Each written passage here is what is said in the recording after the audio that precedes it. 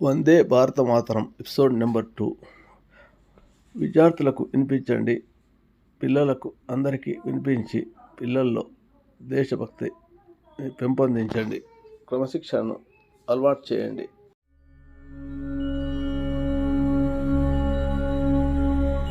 Lakkaraju Muralidhar Rao astro and remedies ఛానల్కు subscribe చేసుకోండి. వందే భారత మాతరం రెండవ భాగం. ఆది భవానీ ఝాన్సీ రాణి చెన్నమ రుద్రమ వీరమాతలు భారత మాతా రూపము మీరై భారత మాతా రూపము మీరై బాధలు తీర్చితిరో ఓ నమ్మిన దేవతవు. దేవి నిన్నే మనసున తలచెద, దేవి నిన్నే మనసున తలచెద, నమ్మిన దేవతవు ఓ నమ్మిన దేవతవు. జై జై మాతా భారత మాత, జై జై మాతా భారత మాత, జై జై మాతా భారత మాత, జై జై మాతా భారత మాత. భారత్ మాతా కీ జై.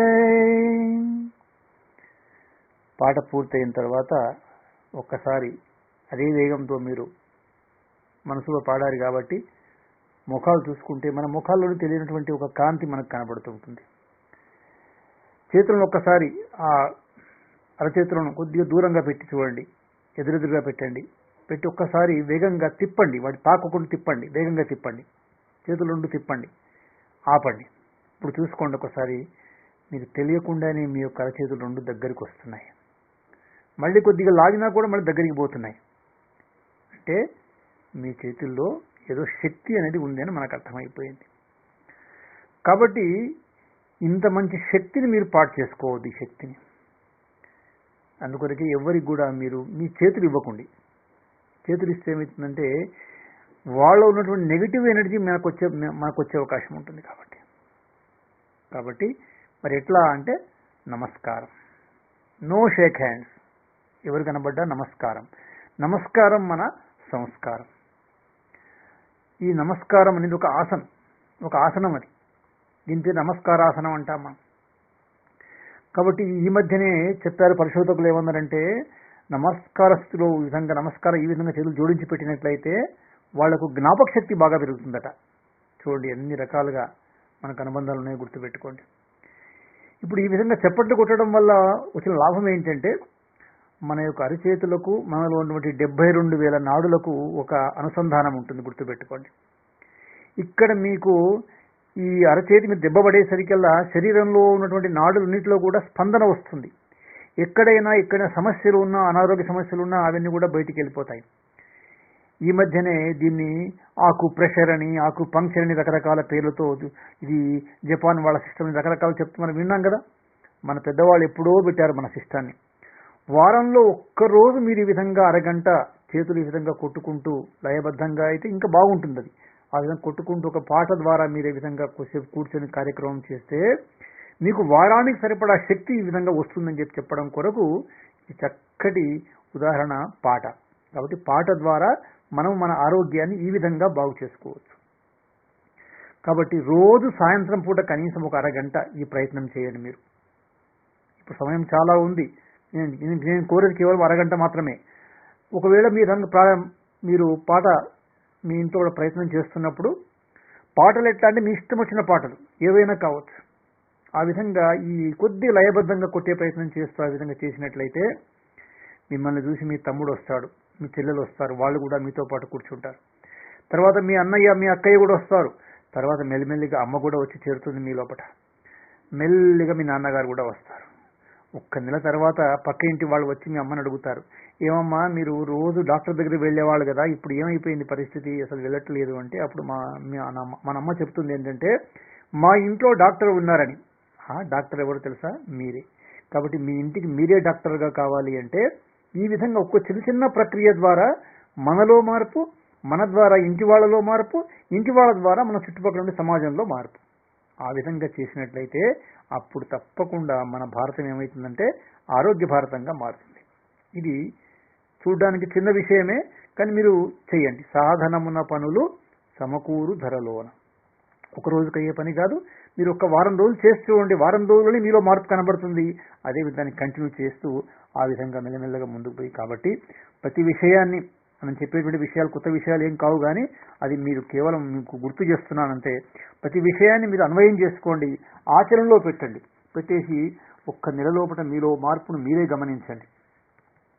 మనం ప్రతిరోజు కూడా పాఠశాలకు వెళ్ళిన తర్వాత మామూలుగా పాఠశాలలో గ్రౌండ్ లోపల ప్రార్థన చేస్తాం.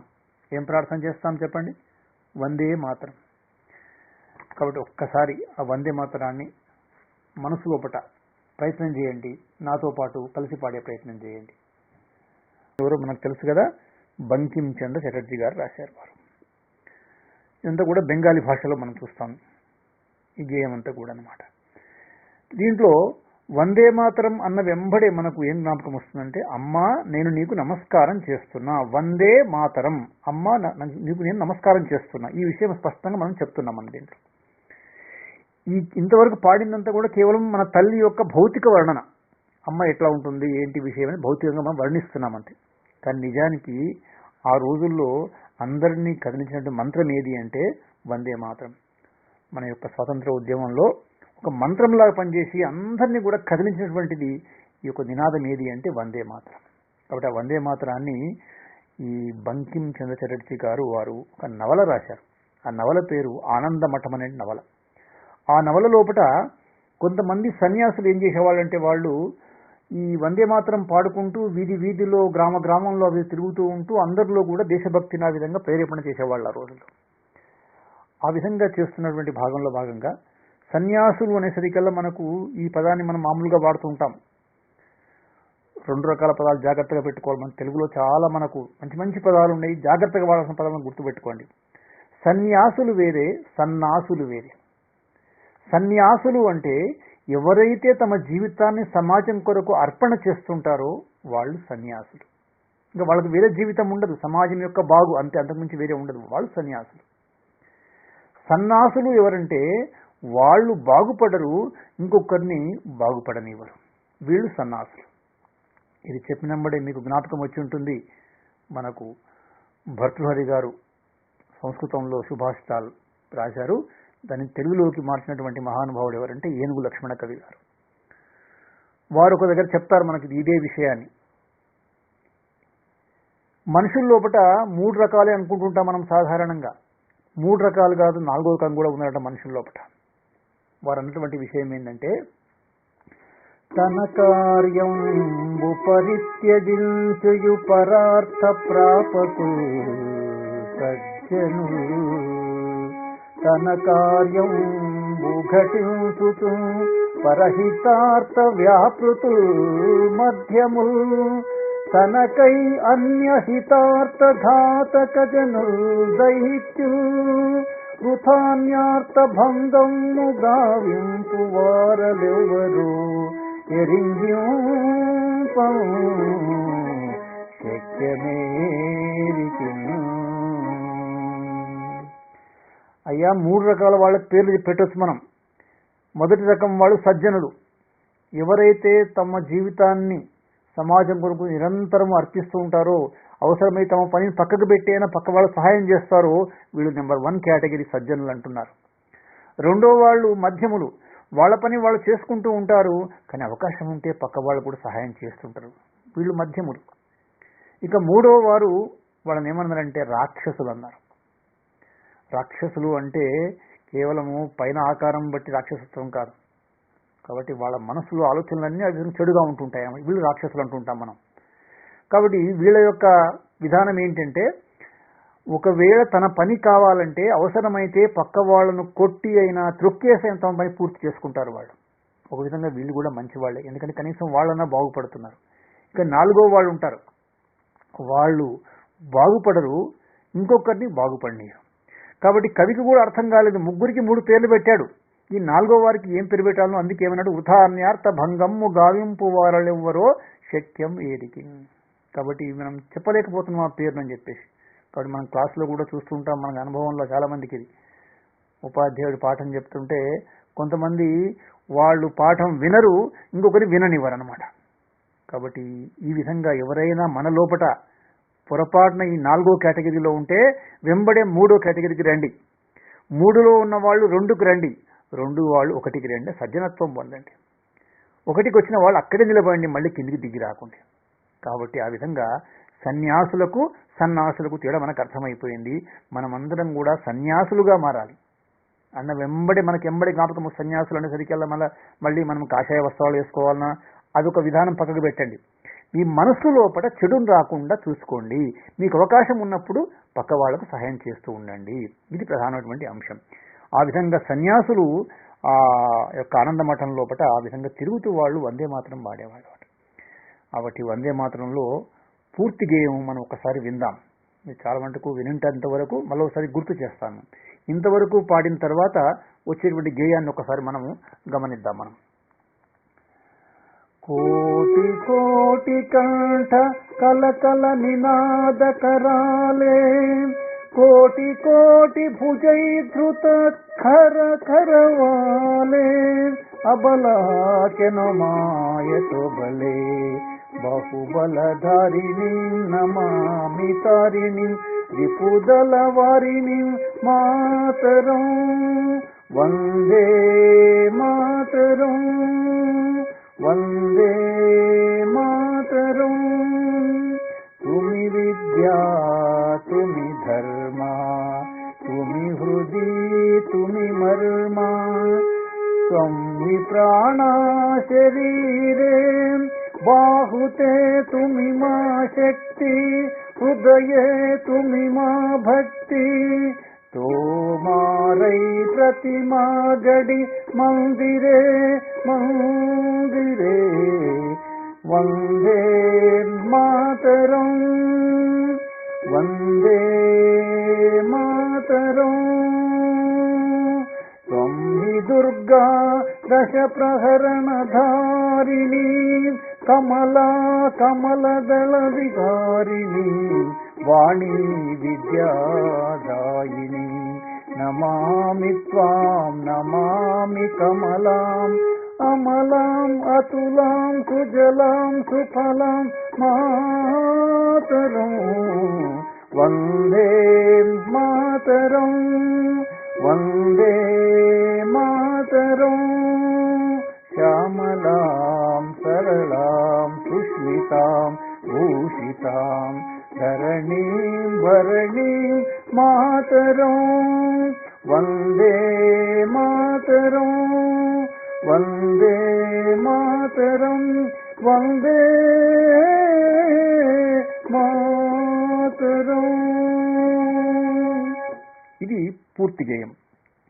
దీంట్లో అమ్మ యొక్క వర్ణన, అమ్మ యొక్క శక్తి, అమ్మలో ఉండే రకరకాల రూపాలు అవన్నీ కూడా కనబడతాయి. కాబట్టి ఆ రోజుల్లో అనేక మంది ఉద్యమంలో పాల్గొని విద్యార్థులు కావచ్చు, మహిళలు కావచ్చు, పెద్దవాళ్ళు కావచ్చు, యువకులు కావచ్చు, వాళ్ళు వెంబడే ఉద్యమంలో దిగి తమ యొక్క ప్రాణాలను భారతమాత యొక్క పాదాల వద్ద సమర్పణ చేశారు కదా. దానికి ఆధారమైంది అంటే ఈ యొక్క మంత్రము, అది వందే మాతరం. వందే మాతరం అంటే మనమేమో అమ్మా నమస్కారం అని మన ఆలోచన ఉంటే, ఇప్పుడు బ్రిటిష్ వాళ్ళకి ఏమర్థమయ్యేదంటే బ్రిటిషర్స్ గో బ్యాక్ అని వాళ్ళకి అర్థమయ్యేది. కాబట్టి ఆ విధంగా ఎంతో మంది తమ యొక్క ప్రాణాలను అర్పించారు. అంతమందిని కదిలించినటువంటి ఆ యొక్క మంత్రమే ఈ యొక్క వందే మాతరం. కాబట్టి మనం పాడుతున్నప్పుడు కూడా ప్రార్థన లోపల ఈ భావనతో పాడినట్లయితే మనకు సాక్షాత్ ఎదురుగా తల్లి నిలబడి ఉండాలి. మనకు భారతమాత ఆ విధంగా ఆ యొక్క తల్లిని మనం ఆ విధంగా కొలుస్తూ పాడినట్లయితే మన లోపల ఇదే దేశభక్తి, ఇదే ఒక శక్తి మనలోకి వస్తుంది. కాబట్టి అది మనం జ్ఞాపకం చేసుకుంటూ ఉండాలని చెప్పడం కొరకు ఈ విషయాన్ని ప్రస్తావన చేశాం మీకు. వందే మాతరం తర్వాత మనం చేసేటువంటి కార్యక్రమం ఏదంటే ప్రతిరోజు కూడా ప్రతిజ్ఞ చెప్తున్నాం. మనం ప్రతిజ్ఞ చెప్తున్నప్పుడు దాంట్లోపట మొట్టమొదట ప్రతిజ్ఞను రాసింది ఎవరో మనకు ఆ విషయం తెలుసు. కానీ ఈరోజు ఆ రాసినటువంటి ఆ వ్యక్తి యొక్క పేరు ఎక్కడ మనకు పెద్దగా బయట కనబడదు మనకు. ఎందుకంటే ఒక సాధారణ వ్యక్తి, ఒక మామూలుగా ఆయన ఒక ట్రెజరీ ఆఫీస్, ఒక కోశాధికారిగా ఆయన ఉన్నటువంటి వ్యక్తి, ఆయన విశాఖపట్నం, ఆయన సొంత నల్గొండ జిల్లా, అటువంటి వ్యక్తి విశాఖపట్నంలో ఉద్యోగరీత్యా వెళ్ళినప్పుడు అక్కడ 1962 సంవత్సరంలో ఈ ప్రతిజ్ఞ రాశాడు. అప్పుడు చైనా యుద్ధం జరుగుతున్న ఆ సందర్భంలో ఈ యొక్క ప్రతిజ్ఞ రాశాడు. కాబట్టి ఆయన గురించినటువంటి విషయాన్ని కూడా మనము తప్పకుండా గుర్తుపెట్టుకోవాలి. గుర్తుపెట్టుకొని రేపటి రోజు మనము ప్రతిజ్ఞ వెనకాల చాలా పెద్ద విషయం అది ప్రతిజ్ఞ. దాంట్లో కేవలం ఒక రెండు వాక్యాలు మాత్రం మనం స్పర్శించుకుందాం. నేను ముందే చెప్పాను మీకు, నేను ప్రతి విషయాన్ని నేను కొద్దిగా అందిస్తున్నాను, మీరు ఆలోచించాలి. దీని నుంచి మనం ఇంకా ఏమి అర్థం చేసుకుంటాం, ఎవరికి వాళ్ళు ఆలోచించినట్లయితే అది మనకు ఉపయోగపడుతుంది. కాబట్టి వందే భారత మాతరం.